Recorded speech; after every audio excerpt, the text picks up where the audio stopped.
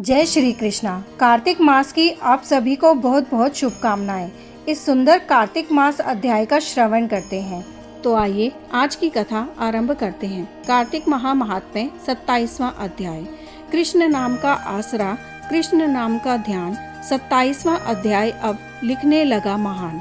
पार्षदों ने कहा, एक दिन की बात है, विष्णुदास ने नित्य क्रम करने के पश्चात भोजन तैयार किया, किंतु कोई छिपकर उसे चुरा ले गया। विष्णुदास ने देखा भोजन नहीं है, परंतु उन्होंने दोबारा भोजन नहीं बनाया, क्योंकि ऐसा करने पर सायंकाल की पूजा के लिए उन्हें अवकाश नहीं मिलता। अतः प्रतिदिन के नियम का भंग हो जाने का भय था। दूसरे दिन पुनः उसी समय पर भोजन बनाकर वे ज्यों ही भगवान विष्णु को भोग अर्पण करने के लिए गए, त्यों ही किसी ने आकर फिर सारा भोजन हड़प लिया। इस प्रकार 7 दिनों तक लगातार कोई उनका भोजन चुरा कर ले जाता रहा। इससे विष्णुदास को बड़ा विस्मय हुआ। वे मन ही मन इस प्रकार विचार करने लगे, कौन प्रतिदिन आकर मेरी रसोई चुरा ले जाता है। यदि दोबारा रसोई बनाकर भोजन करता हूँ तो सायंकाल की पूजा छूट जाती है।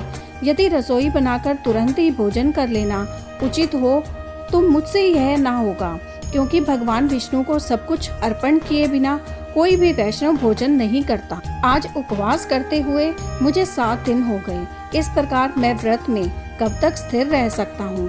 अच्छा, आज मैं रसोई की भली भांति रक्षा करूँगा। ऐसा निश्चय करके भोजन बनाने के पश्चात वे वहीं कहीं छिपकर खड़े हो गए।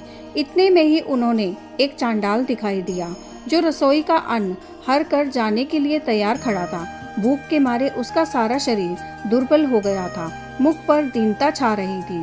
शरीर में हाड़ और चाम के सिवा कुछ शेष नहीं बचा था। उसे देखकर श्रेष्ठ ब्राह्मण विष्णुदास का हृदय करुणा से भर आया।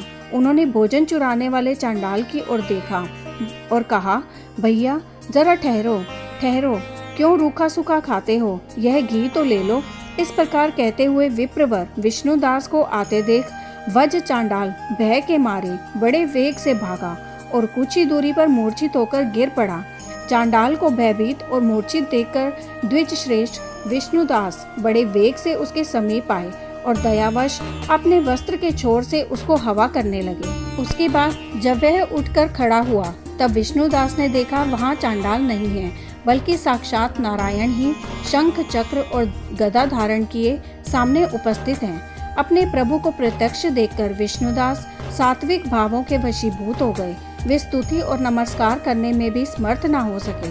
तब भगवान ने सात्विक व्रत का पालन करने वाले अपने भक्त विष्णुदास को छाती से लगा लिया और उन्हें अपने जैसा रूप देकर वैकुंठ धाम को ले चले। उस समय यज्ञ में दीक्षित हुए राजा चोल ने देखा विष्णुदास एक श्रेष्ठ विमान पर बैठकर भगवान विष्णु के समीप जा रहे हैं। विष्णुदास को वैकुंठ धाम में जाते हुए देखकर राजा ने शीघ्र ही अपने गुरु महर्षि मृदुल को बुलाया और इस प्रकार कहना आरंभ किया, जिसके साथ स्पर्धा करके मैंने इस यज्ञ दान आदि कर्म का अनुष्ठान किया है, वह ब्राह्मण आज भगवान विष्णु का रूप धारण करके मुझसे पहले ही वैकुंठ धाम को जा रहा है। मैंने इस वैष्णव धाम में भली भांति दीक्षित होकर अग्नि में हवन किया और दान आदि के द्वारा ब्राह्मणों का मनोरथ पूर्ण किया, तथापि अभी तक भगवान विष्णु मुझ पर प्रसन्न नहीं हुए और इस विष्णुदास को केवल भक्ति के ही कारण श्री हरि ने प्रत्यक्ष दर्शन दिया है। अतः जान पड़ता है कि भगवान विष्णु केवल दान और यज्ञों से प्रसन्न नहीं होते, उन प्रभु का दर्शन कराने में भक्ति ही प्रधान कारण है। दोनों पार्षदों ने कहा। इस प्रकार कहकर राजा ने अपने भांजे को राज सिंहासन पर अभिषिक्त कर दिया। वे बचपन से ही यज्ञ की दीक्षा लेकर उसी में संलग्न रहते थे, इसलिए उन्हें कोई पुत्र नहीं हुआ था। यही कारण है कि उस देश में अब तक भांजे ही राज्य के उत्तराधिकारी होते हैं। भांजे को राज्य देकर राजा यज्ञशाला में गए और यज्ञ कुंड के सामने खड़े होकर भगवान विष्णु को संबोधित करते हुए 3 बार उच्च स्वर में निम्नांकित वचन बोले, भगवान विष्णु, आप मुझे मन, वाणी, शरीर और क्रिया द्वारा होने वाली अविचल भक्ति प्रदान कीजिए। इस प्रकार कहकर वे सबके देखते देखते अग्नि कुंड में कूद पड़े। बस उसी क्षण भक्त वत्सल भगवान विष्णु अग्नि कुंड में प्रकट हो गए। उन्होंने राजा को छाती से लगाकर एक श्रेष्ठ विमान में बिठाया और उन्हें अपने साथ लेकर वैकुंठ धाम को प्रस्थान किया। नारद जी बोले, हे राजन, जो विष्णुदास थे वे तो पुण्यशील नाम से प्रसिद्ध भगवान के पार्षद हुए और जो राजा चौल थे उनका नाम सुशील हुआ। इन दोनों को अपने ही समान रूप देकर भगवान लक्ष्मीपति ने अपना द्वारपाल बना लिया। यही ये कथा समाप्त होती है। ऐसी ही सुंदर कथाओं का श्रवण करने के लिए आपके अपने चैनल एस्ट्रो नॉलेज को सब्सक्राइब कर लीजिए ताकि आने वाले वीडियोस के नोटिफिकेशन आपको मिल सके। जय श्री कृष्णा।